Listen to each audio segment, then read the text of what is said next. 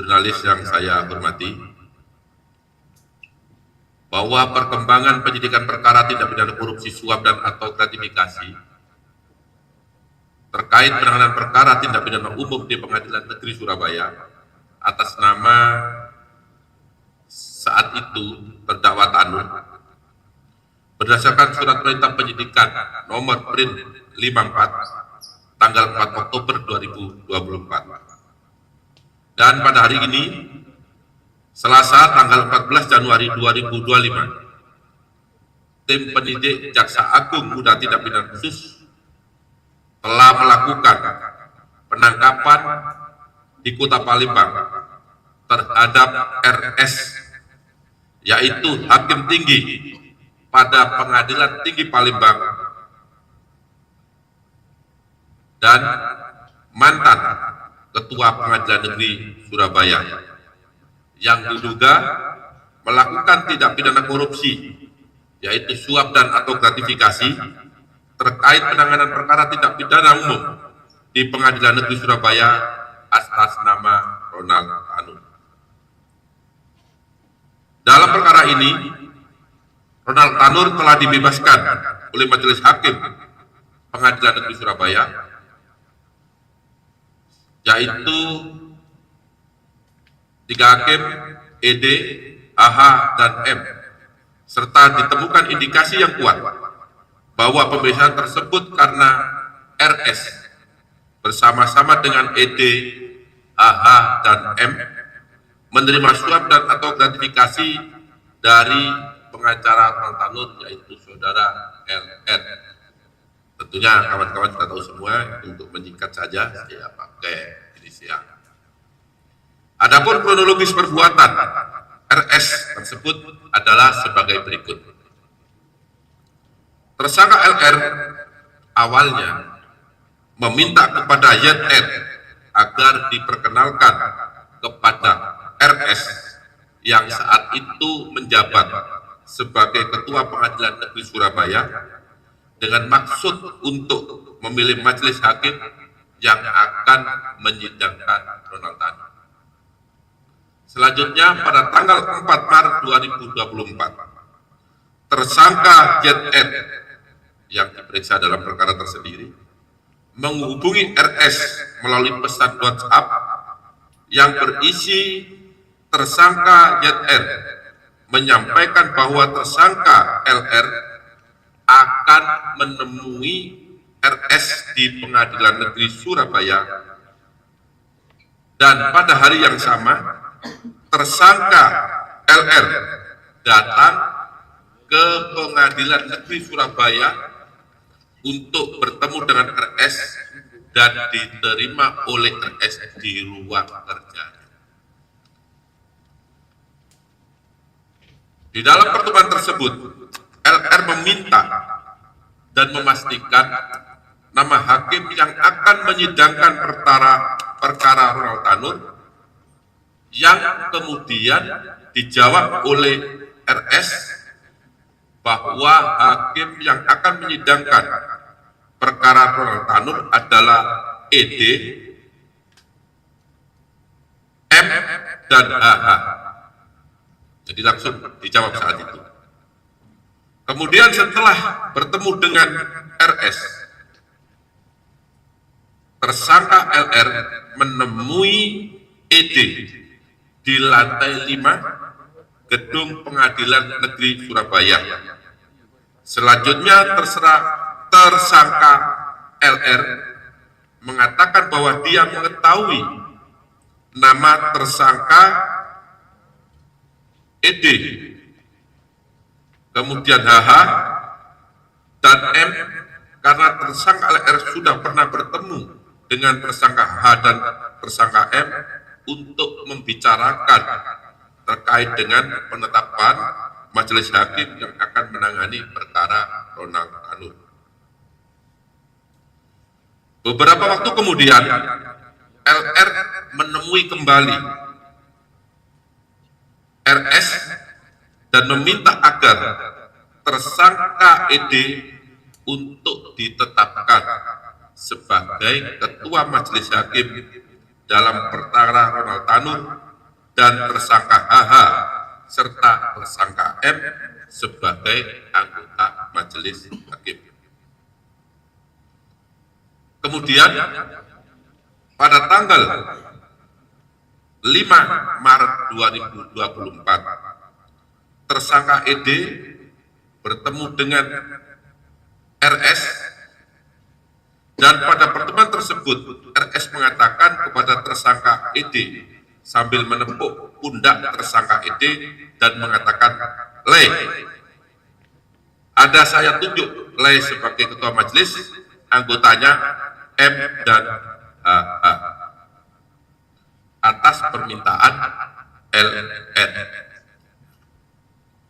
Selanjutnya pada tanggal 5 Maret 2024 dikeluarkanlah penetapan nomor 454-B/2024 Surabaya yang ditandatangani oleh Wakil Ketua Pengadilan Negeri Surabaya atas nama Ketua Pengadilan Negeri Surabaya saat itu, dengan menunjuk susunan majelis hakim dengan komposisi sebagai ketua majelis adalah tersangka ED, anggota tersangka M, dan tersangka HH.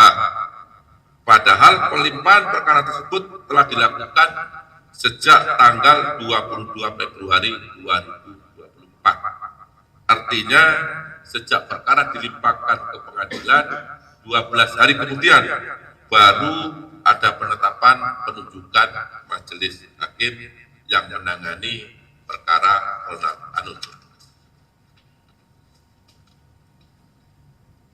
Kemudian tersangka LR bersepakat dengan tersangka MB, yaitu Ibu Ronald Tanur, untuk biaya pengurusan perkara Ronald Tanur berasal dari tersangka MB, dan apabila ada biaya dari tersangka LR yang terpakai terlebih dahulu untuk pengurusan perkara tersebut akan diganti oleh tersangka MB. Bahwa upaya LR untuk mengurus majelis hakim yang akan menangani perkara Ronald Tanur disampaikan kepada tersangka MB melalui pesan WhatsApp, yaitu, "Gin, sekiranya kamu bisa kasih aku 250 ya, kapan aku mau kasih untuk memilih." Namun karena tersangka MB belum bersedia dan belum ada uang, maka tersangka LR menalangi terlebih dahulu. Selanjutnya pada tanggal 1 Juni 2024 bertempat di gerai Dunkin Donat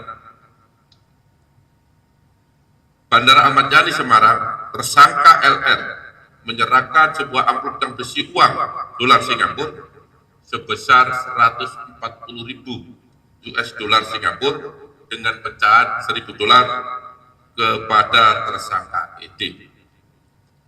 2 minggu kemudian, tersangka ED menyerahkan dan membagi uang tersebut kepada tersangka M dan tersangka HH. Bertempat di ruang tersangka M dengan pembagian sebagai berikut. Uang 38.000 US dollar Singapura untuk ED, 36.000 US dollar Singapura untuk M, dan 36 US dollar Singapura untuk HH. Dalam pembagian tersebut diduga RS yang saat itu telah pindah tugas menjadi Kepala Kejaksaan Negeri Jakarta Pusat mendapat bagian 20.000 ya, yang saat itu menjabat sebagai Ketua Pengadilan Negeri Jakarta Pusat diduga mendapatkan bagian 20.000 dolar Singapura melalui tersangka ED, dan yang langsung diberikan oleh Lisa sebesar 43.000 dolar Singapura. Bahwa selama perkara Ronald Tanur berproses sampai dengan putusan Pengadilan Negeri Surabaya, tersangka MB telah menyerahkan sejumlah uang kepada tersangka LR selaku penasihat hukum Ronald Tanur totalnya 1,5 miliar yang diberikan secara bertahap. Selain itu, LR juga menangani terlebih dahulu sebagai biaya penyelesaian perkara tersebut sampai dengan putusan Pengadilan Negeri Surabaya sekitar 2 miliar rupiah, sehingga seluruhnya berjumlah sekitar 3,5 miliar rupiah.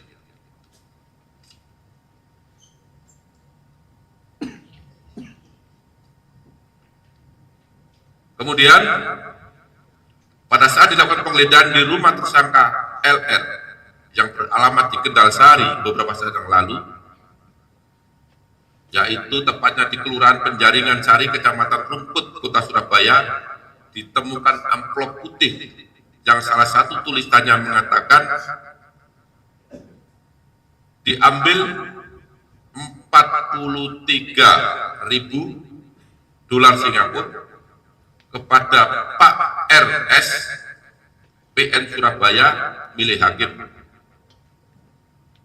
Uang tersebut diduga keras diberikan oleh tersangka LR kepada RS untuk memilih majelis hakim yang menangani perkara Ronald Tanu. Kemudian pada hari ini juga, tadi pagi jam 5, tim penyidik Jaksa Agung Muda Tindak Pidana Khusus telah melakukan penggeledahan di 2 lokasi. Yang pertama di rumah RS di Jalan Cempaka Putih Barat 19A RT 7 RW 12 Cempaka Putih, Jakarta Pusat. Yang kedua di tempat tinggal RS di Jalan Aryo Dila 4 nomor 16 Ilir D3 Kecamatan Ilir Timur, Kota Palembang. Dalam melakukan penggeledahan tersebut, penyidik Jaksa Agung Muda Tindak Pidana Khusus menemukan 1 BBE sebanyak 1 unit, kemudian menemukan uang terdiri dari pecahan dolar Amerika Serikat, dolar Singapura, dan rupiah, tepatnya di dalam mobil merek Toyota Fortuner plat nomor B1611 RSP atas nama Nelsi Susanti yang ada di rumah RS, yaitu untuk uang rupiah sebesar 1.728.844.000 rupiah. Kemudian dolar Amerika sebanyak 388.600 dan dolar Singapura sebanyak 1.099.626. Sehingga kalau uang tersebut dikonversi menjadi rupiah hari ini kurang lebih sebesar 21.141.956.000 rupiah. Kemudian setelah melakukan penangkapan terhadap RS tadi pagi, dibawa ke Jakarta dari Palembang dan mendarat di Bandara Udara Halim Perdana Kusuma. Selanjutnya RS karena ditemukan bukti yang cukup adanya tindak pidana korupsi setelah dilakukan pemeriksaan,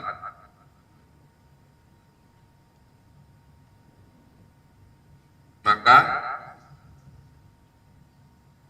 RS ditetapkan sebagai tersangka berdasarkan surat perintah penetapan tersangka nomor TAP 01 garis miring F.2 garis miring FD.2 garis miring 01 garis miring 2025 pada hari ini. Ya, ditetapkan yang sebagai tersangka. Terhadap tersangka Rudi atau RS dilakukan penahanan rutan selama 20 hari ke depan, ditahan di rutan Salimba, cabang Kejaksaan Negeri Jakarta Selatan. Selanjutnya, tersangka RS diduga melanggar ketentuan pasal 12 huruf C, junto pasal 12B besar, junto pasal 6 ayat 2, junto pasal 12 huruf A, junto pasal 12 huruf B, junto pasal 5 ayat 2, junto pasal 11, junto pasal 18, Undang-Undang Nomor 31 Tahun 1999 tentang Pemberantasan Tindak Pidana Korupsi sebagaimana diubah dengan Undang-Undang Nomor 20 Tahun 2001, junto pasal 55 ayat 1 ke 1.